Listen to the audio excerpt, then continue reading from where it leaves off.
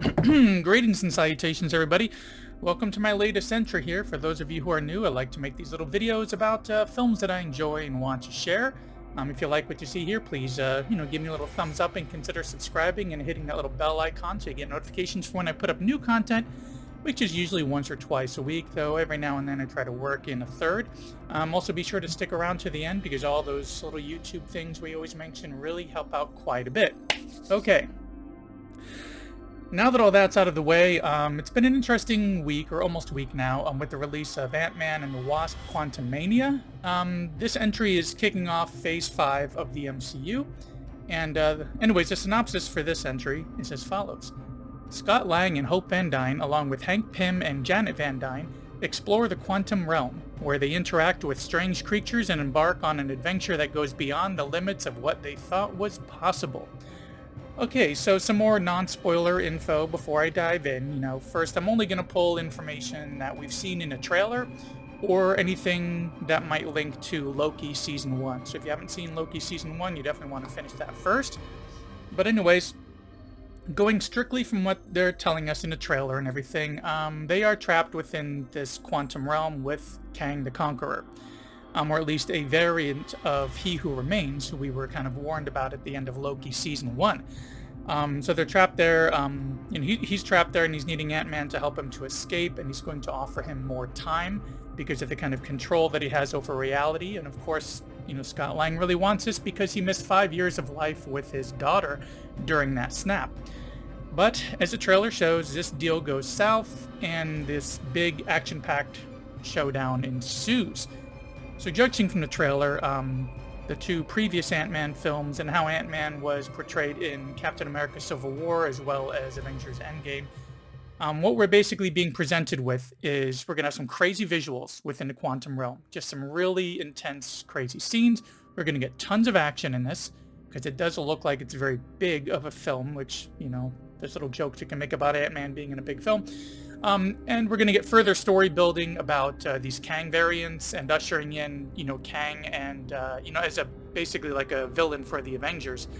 And of course, we're going to get a lot of humor thrown in, as, we've kind of come to expect from Ant-Man.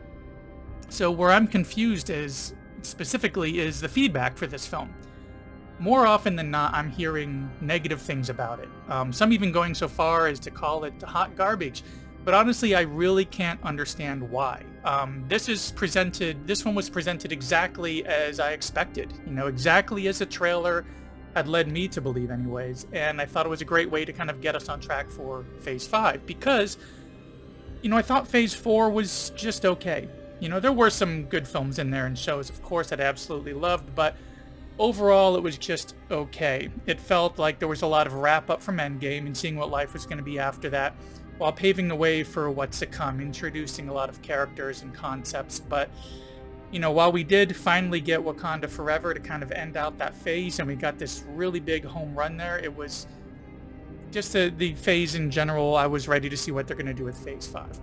And, in my opinion, this was a big one to start Phase 5 with. I hadn't felt something this big since Endgame, where the stakes were this high. Because in Wakanda Forever, I felt it was much more of a drama. It dealt a lot with grief, and specifically a threat to Wakanda a little bit more than something global or especially like intergalactic or all of reality like we're going to get with Quantumania.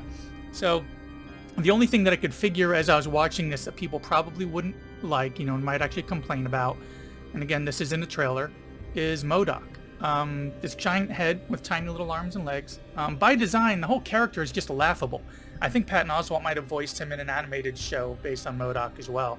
But so I figured, many people are going to have some issues with the comedy that's kind of, that was bound to come from that character, but also figured if they could deal with, the wombats, as they're called, the ex-con from, the first two Ant-Man films, and all those little comedic moments that Ant-Man throws into everything, including Endgame, I figured it should be fine for this film. They'll get over whatever kind of comedy MODOK brings to it. But I guess they couldn't, because some negative reviews really came flying in. I'm not sure what people wanted or expected with this film, given what was presented to them throughout everything that the MCU has given us, and Ant-Man in particular, what was kind of given to them in the past, and but many seemed just downright pissed about this film. And I would love to see this gold standard that they're putting this film up against, to see whatever this perfect thing is that they are making these comparisons to, because I feel like what they'll come back with is Endgame and how much that movie affected them. But we got to be real here.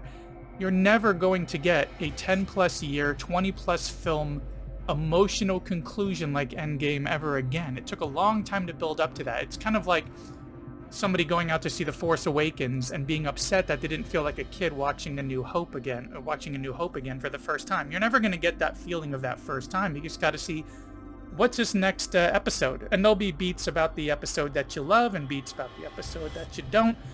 Just what ends up happening. Is it more positive than negative? It's a good film. If it's really kind of rough, maybe don't watch it again. But I can't believe the kind of negative reaction this was getting. I'm not saying their opinions aren't valid. I just don't understand where they're coming from, because personally, I took it as it was, and I thought it was a lot of fun. I mean, I thought this was really a blast. It was very upbeat, had so much energy and everything. But yeah, I mean, I guess I just wanted to say that, let's put in a couple little bonus things here. So if you haven't seen this, I'm going to bring up a couple little spoilers. So if you don't care about spoilers, go ahead, stay tuned. And if you do care about spoilers, maybe stop this video and then come back after you've seen the film. Okay, so all those people should be gone. So a couple quick little spoiler things. But just to summarize before we dive in, big effects, big action, Ant-Man style comedy, bringing Kang into the mix. And some comedy may feel a little bit over the top, but in my opinion, not as much as Thor: Love and Thunder. I felt like it had a little bit more comedy in that one that was distracting from the story. So anyways, for those who don't want the spoilers, tune out. Catch you later. For those who haven't seen it or don't care, here's a couple of things that are kind of spoilery. First, the idea that Janet gets a lot to do was great. I loved seeing her character be able to take charge since she'd spent all those years in the quantum realm. You get to learn this whole life that she'd been living there.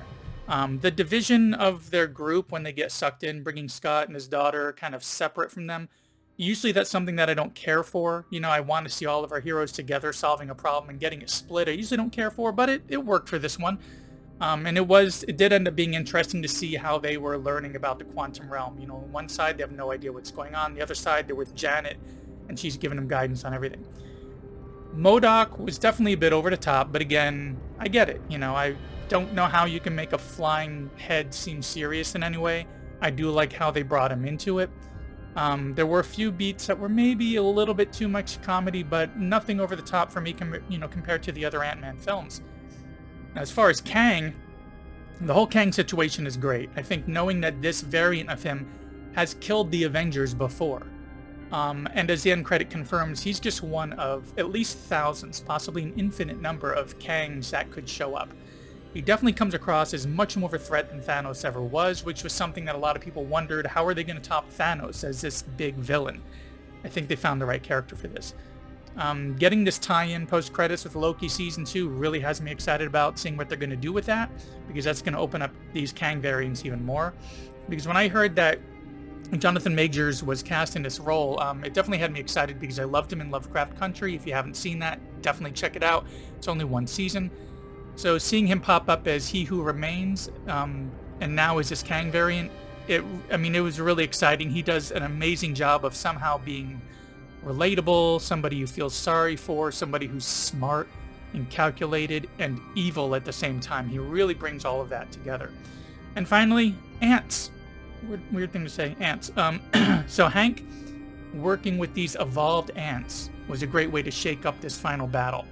It felt like they really had brought to the forefront not only, that Janet is super important in this realm given her experience, but Hank was the original Ant-Man, and he has a lot to bring to the table as well. So when he comes rolling in with those ants, I thought it was freaking amazing. But anyways, end of the spoilers there. But yeah, I guess I honestly don't understand the hate that this film is getting. I found it to be a lot of fun. I'm not here to convince somebody to change their opinion. I'm just saying what mine is about it. Personally, I loved it. It was great. I'm going to see it again, and I really feel that it was worth checking out. And speaking of checking out, thanks for checking out this latest video of mine, and for sticking around to the end, because it really does help out quite a bit. I'm going to put in some other links on the end screen and within the description. I have some other videos coming up really soon, so be sure to subscribe, hit that little bell icon, and I will see you in the next one.